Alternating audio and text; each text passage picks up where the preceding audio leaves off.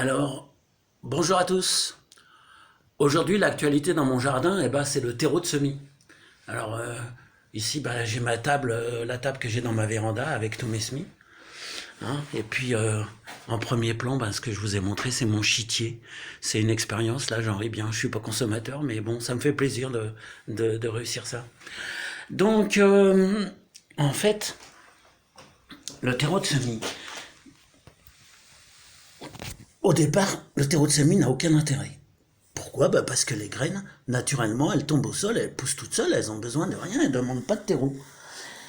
Pourquoi nous, on a intérêt à utiliser du terreau de semis? Parce que ça va favoriser notre travail, ça va aider à produire des plants plus facilement. Il faut comprendre une chose, c'est que le terreau que je vous ai montré, que j'ai tamisé, c'est un terreau à l'origine dans lequel... Un terreau de base, terreau de Carrefour, j'ai acheté moins 9,50 les 3 sacs. Alors ce qui est intéressant dans ce terreau, c'est qu'ils mettent un engrais pour 4 semaines. Et donc quand vous faites un semis, de l'engrais pour 4 semaines, c'est largement assez. Mais par contre, c'est pas un engrais organique. Alors si vous voulez des engrais organiques, je suppose que ça sera marqué sinon. C'est un engrais minéral, c'est plus ou moins chimique, j'en sais rien en fait. Et ce terreau, il convient pas trop pour un semis, mais il pourrait très bien aller brut comme ça. Ce qui se passe, c'est que j'utilise des tamis pour avoir quelque chose de pulvérulent, et je vais vous expliquer pourquoi. Alors ça, c'est un tamis de maçon. Maintenant, vous pouvez utiliser n'importe quoi. Regardez ça. Pendant un temps, j'utilisais ça, c'est une barquette plastique quelconque. Vous pouvez prendre un morceau de grillage comme ça, et puis vous faites tout de suite votre tamis, et puis voilà, terminé. Ce qui se passe, c'est que quand votre terreau est pulvérulent,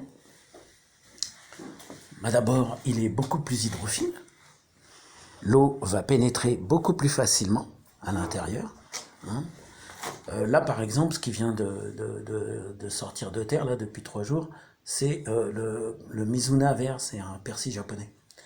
Encore une expérience de cette année. Donc le terreau, qu'est-ce qu'il va faire? Ce terreau tamisé, il va vous permettre d'avoir des racines qui vont se développer beaucoup plus. Il va vous permettre de récupérer le plant avec toutes les radicelles, ce qui est bien mieux pour sa reprise quand vous allez le repiquer en godet. Et il va vous permettre une surveillance bien plus pratique. Après, comme je vous l'ai dit au départ, c'est pas franchement indispensable. Alors, surtout, faites attention, vous pouvez par exemple tamiser votre compost, et puis ça reviendra au même. C'est mieux si vous avez du compost. Par contre, ce qu'il faut surtout pas faire, c'est utiliser du compost dans lequel vous mettez du café. Normalement, il faut surtout pas mettre de café. J'ai fait cette erreur, j'étais obligé de me débarrasser de 500 litres de compost. Le café contient des substances inhibitrices de germination et de croissance, mais surtout de germination. Ça doit permettre, je suppose, aux plantes qui synthétisent ces molécules de se protéger des grands arbres qui vont pousser à leurs pieds. Le caféier, c'est pas un arbre de grande hauteur, et si un des grands arbres pousse à ses pieds, il va disparaître manquant de lumière. Donc il y en a d'autres, je crois, il y a le noyer. Ce sont des plantes qu'il faut surtout pas mettre au compost. Alors on relève encore une fois les bêtises diffusées par les écolos qui veulent recycler à tout prix sans réfléchir. Le café ne se recycle pas avec les plantes. Alors j'ai bien vu que certaines plantes résistaient beaucoup mieux que d'autres, mais j'ai eu énormément de mal avec certains semis qui voulaient pas du tout sortir. Donc j'ai été obligé de tout refaire avec du terreau tout neuf. Parce que normalement, je tamise mon compost pour faire mes semis. C'est à peu près équivalent compost ou terreau. Le compost est peut-être un petit peu plus riche, mais parce que le terreau, quand c'est que du bois et des feuilles du truc de sous-bois, ça c'est parfaitement pauvre. Donc voilà, alors ce que je vous ai montré, voilà une tomate ananas que j'ai sortie ici avec ma cuillère à semis là. Ça sort, alors elle est toute jaune, elle sort entièrement avec la racine. Je la mets dans un petit pot comme ça. C'est une canette de Schweppes 50 centilitres parce que les godets qui vendent traditionnellement, là, dans lesquels j'ai mis mes laitues, ils sont beaucoup trop petits, ils n'ont pas assez de longueur, je trouve. Et puis, en fait, quand le pied de tomate il a poussé, après je le remplis. Voilà les tomates ananas, comment elles sont. Une fois que j'ai rempli, je laisse Je rajoute de la terre autour. C'est parce que le plan il dépasse, je rajoute de la terre autour. Et après, je vais même m'en faire cette année un troisième parce que je peux pas mettre les tomates dehors trop tôt. Donc là, comme c'est transparent, je vois que les racines vont bientôt commencer à chignonner dans le fond du pot. Tout de suite, je le mets dans un sac comme ça, qui est un sac de 2 litres, et là, ça sera son sac définitif. Je le garderai ici, je pense, jusqu'à fin avril. Cette année, je vais prendre des risques et sortir mes tomates de bonheur. Et puis, voilà, quoi. Donc, ces semis, ben, vous pouvez les faire avec tout, hein. Voilà mon persil.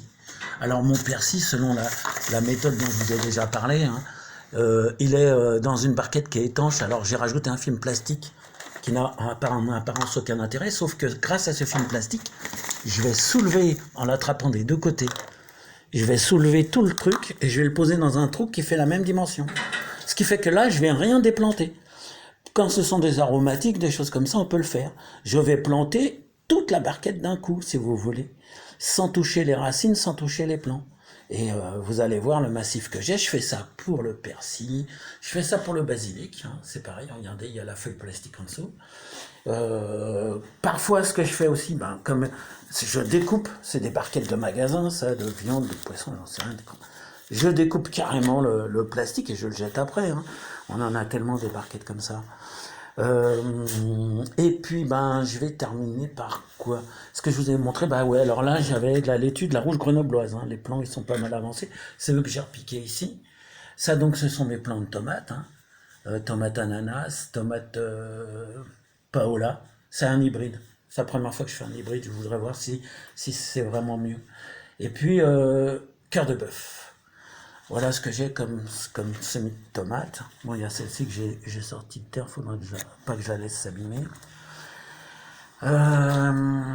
Donc là encore une autre barquette de persil.